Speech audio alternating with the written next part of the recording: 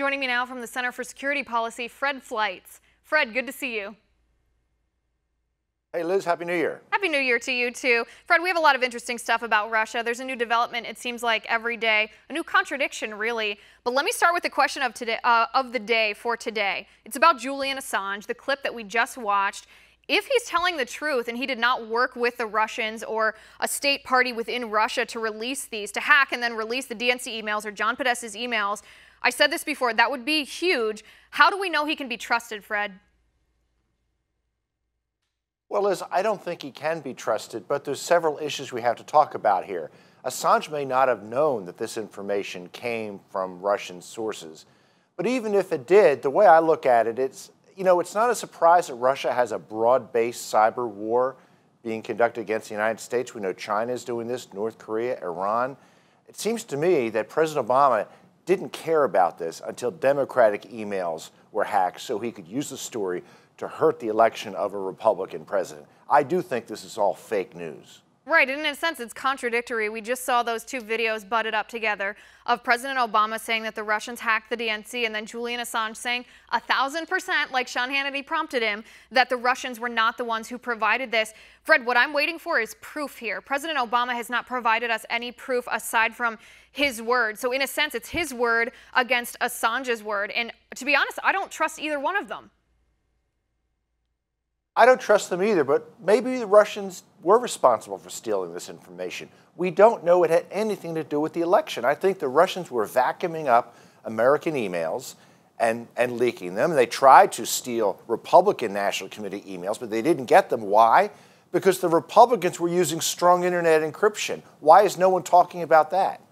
Right, because John Podesta was the one that clicked on the phishing email. Maybe Republicans didn't do that.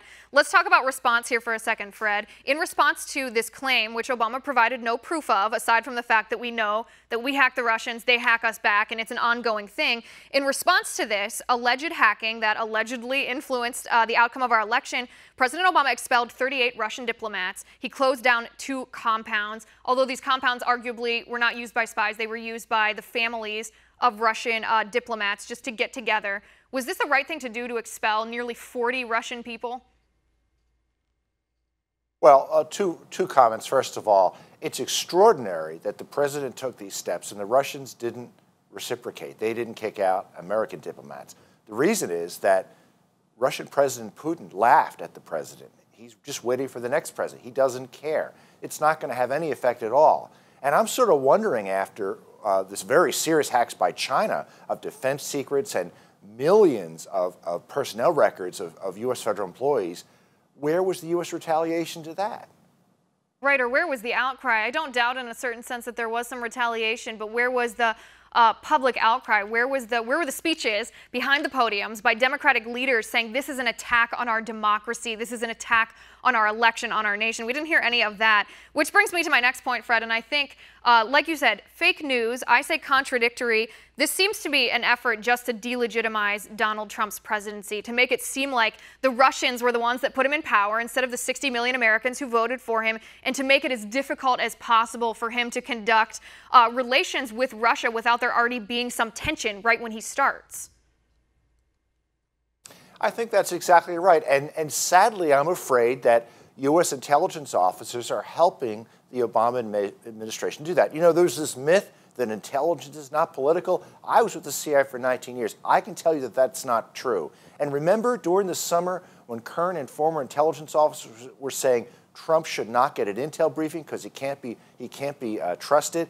Now look what's going on. Trump is suspicious about U.S. intelligence, and I think he has good reason to be suspicious. Right. That's certainly what it seems from the outside. Let me ask you then, as someone who has perspective, 19 years experience in the intelligence community, there was a report from the FBI. It was a joint report from the FBI and Homeland Security. It was supposed to provide evidence of this Russian hacking, that they directed the hacks into the DNC, but there wasn't much evidence presented in the report. That was more like the executive summary said there was evidence, but when you looked, there wasn't. Now, this week, they've pushed back. The intelligence community has pushed back a briefing for Trump until tomorrow. It was supposed to happen earlier in the week. Any idea why? Well, first of all, the intelligence report you mentioned is very interesting. It's like the one that came out in October. There was no evidence. they basically said, well, it looks like Russia might have done it, or if it was done by Russia, this is how it would be done. But there was no evidence that Russia actually did it, that Russian officials actually ordered it. Now, concerning this postponed briefing, the intelligence community and Trump are disputing whether it was postponed. I think it probably was postponed because their case is not that strong, and they have to put something together to convince the president-elect. Right. Why would they lie about that? Why would Trump lie about that? Why would he say that it's pushed back? He's not the one trying to further political divide here. I think the Russian embassy in the United Kingdom, we actually have a graphic of this. I want to put it on the screen. I think they have this just right when they're saying that President Obama is taking advantage of his lame duck session to try to stir up relations between the United States and Russia as much as possible.